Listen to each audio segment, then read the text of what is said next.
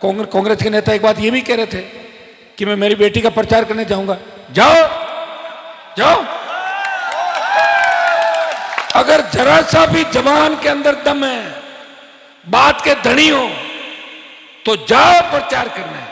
प्रचार करने चले गए ना, सारा मामला फुस हो जाएगा, तीनों चारों तरफ भी जाए। ये तो मैं ही हूं जो कहता हूं वो करता हूं। मेरी कतनी और करने के अंदर कोई अंतर नहीं है। जो कहता हूं करता हूं। इसलिए 25 साल से आप इतना प्रेम मुझे कर रहे हो, इतना प्रेम जो आपने मुझे दिया, मैं विश्वास दिलाता हूं कि मैं डेगाना के भाइयों को धोखा नहीं दूंगा। भाइयों, आपके जो नेता है, जिस तरह कांग्रेस के नेता गाली गलौज कर रहे हैं, क्या ये सभ्य बात है? बताओ मुझे, इस अच्छी बात है? अरे कांग्रेस के जो कैंडिडेट है, उसके पिताजी के रोज में भाषण सुन रहा हूं, अंट संट बोल रहे हैं। क्या तुम लोग जवाब नहीं दे पाते?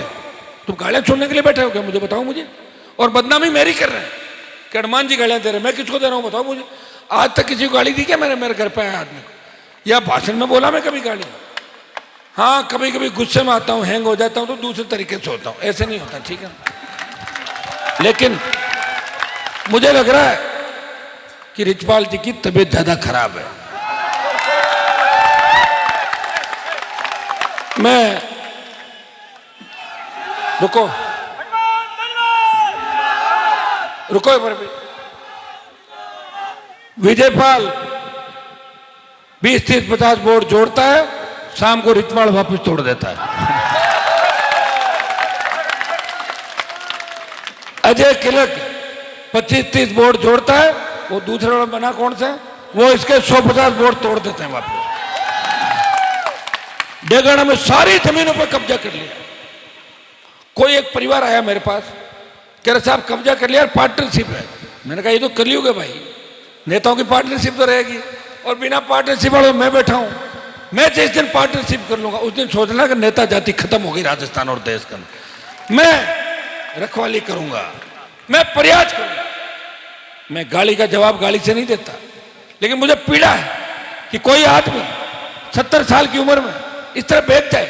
उसे इलाज की आवश्यकता है, उसे दवाई की आवश्यकता है। उस व्यक्ति को दवाई दिलानी चाहिए ताकि इस तरह गंदा प्रचार प्रसार हमारी संस्कृति को खराब नहीं करे। ये मैं उनसे कहना चाहूंगा कि आप क्या चाहते हो बताओ मुझे। 4 बार आपको एमएलए बना दिया, बेटे को बना दिया, नाथुराम जी लंबे समय जिले के अंदर रहे, तो आप क्या चाहते हो? क्या नागौर जिले को उठा के ले जाना चाहते हो? पूरा जीवन आपने बिता दिया। आपका तो इलाका ही नहीं भाई, आप तो परदेसी हो। गाना है ना, वो परदेसी परदेसी। अब तो जाओ खींवसर, आपकी सीट तो खींवसर है, वहां लड़ो खुद चुनाव।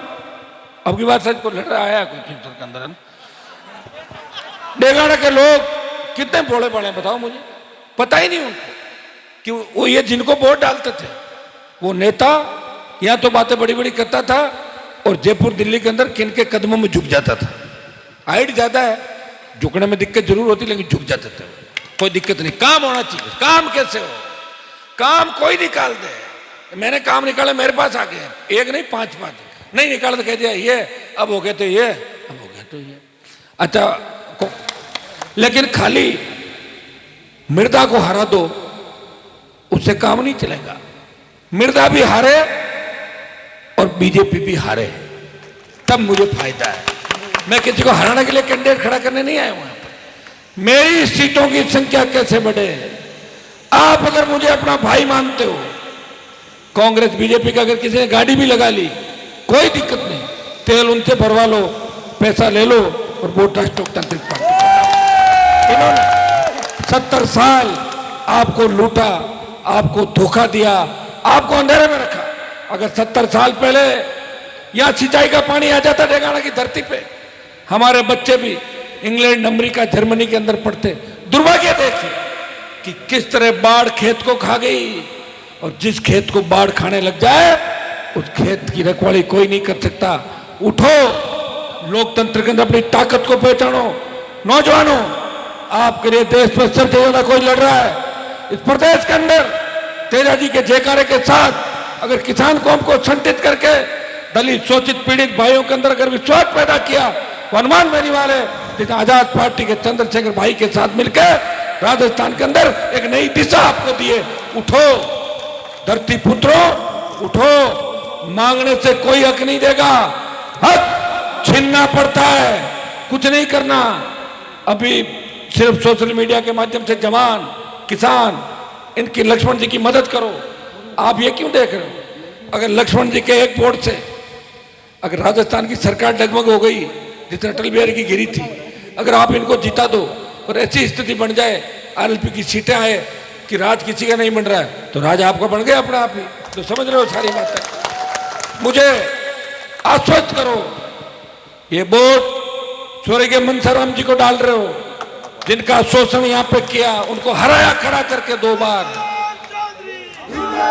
ये वोट इस नए राजस्थान के निर्माण पर डाल रहे हो। ये वोट अबला बहन बेटी के साथ जो दरिंदगी राजस्थान के अंदर हो रही है, किसान कर्जे के बोझ के तले आत्महत्या कर रहा है, मेरे छोटे भाई किसान के भोले भाले बेटे नशे के अंदर डूबते जा रहे हैं, हाथ में बंदूक लेके भाई भाई को मार रहा है, ये खून बहा रहा है। ये राजस्थान किसने दिया आपको? ये बीजेपी ने दिया, कांग्रेस ने दिया, वसुंधरा गहलोत के गठबंधन ने इस राजस्थान को रसातल के अंदर डुबो दिया। अपनी ताकत पहचानो।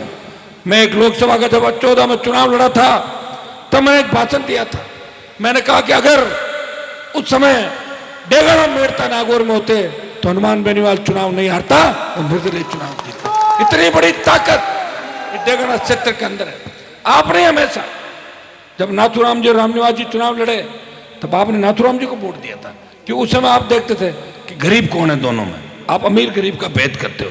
अब वो वक्त आ गया है, अब वो जमाने चले गए, अब वो वक्त आ गया कि दोनों जो उम्मीदवार है कांग्रेस बीजेपी के, वो हजारों करोड़ के मालिक है, उनकी संपत्ति का अता पता नहीं कि नेताओं के इशारे पे उसके अंदर डाल दिया गया था।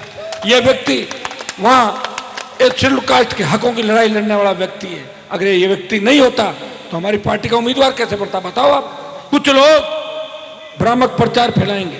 भीमसेना के मेरे छोटे भाई आजाद पार्टी के बैठे हैं, मैं आपसे आह्वान करूंगा, आप लोग डेगाना के अंदर, जिले के अंदर, गांव गांव जाके, क्योंकि ताकत हमारी जब ही होगी जब हम सीटें जीतेंगे, और सीटें नहीं जीतेंगे तो आपको पता भी लोग हमें क्या कहेंगे, कहीं जीत रहा है पाचा जी आए हो, ये तो मत खेलो ना। तो नागौर में तो अपने उम्मीदवार जो 5 लड़ रहे हैं, 6 लड़ रहे हैं, मुझे लग रहा है अच्छी स्थिति में सारे। और डेगाना के अंदर आप आशीर्वाद दोगे, मातृशक्ति भी बड़ी तादाद के अंदर माताएं बहनें बैठी है। मैं आपको आह्वान करता हूं, छोटे भाई भगत सिंह की भूमिका के अंदर चलेंगे और माताएं बहनें झांसी की रानी लक्ष्मीबाई बढ़कर इस भ्रष्टाचार का खात्मा करने के लिए, राष्ट्रीय लोकतांत्रिक पार्टी की सरकार बनाने के लिए दोनों हाथों से भाई लक्ष्मण को आशीर्वाद देगी। भाइयों, 25 साल का आप आंकड़ा उठा के देखो, देश के अंदर धन्ना सेठों का 5 लाख करोड़ से ज्यादा कर्जा माफ कर दिया। देश में उद्योगपतियों को सस्ती दर पे हजारों लाखों एकड़ जमीनें दे दी। भारतमाला आ गई, मुंबई दिल्ली एक्सप्रेस वे आ गया, कोई सीमेंट कंपनी आ गई, कोई दूसरा आ गया। किसान की जमीन छीन रहे हो, किसान की उपजाऊ जमीन छीन के उसे बेघर कर रहे हो। किसान के पास क्या बचा है बताओ मुझे? किसान खुद बचा है। किसान की हालत हमने देखी है। किसान के बेटे नरेगा में मजदूरी करके अपने बच्चों का पेट पाल रहा है। घर में जब जवान बेटी की शादी होती है तो शादी करने के अंदर बहुत जोर आता है उसको, क्योंकि आज का जो जमाना है उसके अंदर सारी चीजें महंगी हुई। हर चीज को सोचो समझो। और जवान बेरोजगारी की संख्या देखिए, अब एक छोटा सा कोई एग्जाम होता है उसमें 1-1 लाख 2-2 लाख 5-5 लाख फार्म आ जाते हैं। मेरे पास लड़के आते हैं, कह रहे साहब हमें सफाई कर्मी भर्ती करा दो। क्यों? बोले बेरोजगार है। अरे मैंने कहा सफाई कर्मी की भर्ती में तुम तो अच्छे पढ़े लिखे हो, सफाई कर्मी की भर्ती तो उनसे करने दो जो कम पढ़े लिखे लोग हो, जिनका वो सफाई कर्मी के अंदर जाना चाहते हैं। उनके हकों पे डाका क्यों डाल रहे हो? उनको होने दो भर्ती वहां पे। वो कहते साहब नौकरी नहीं, बेरोजगारी।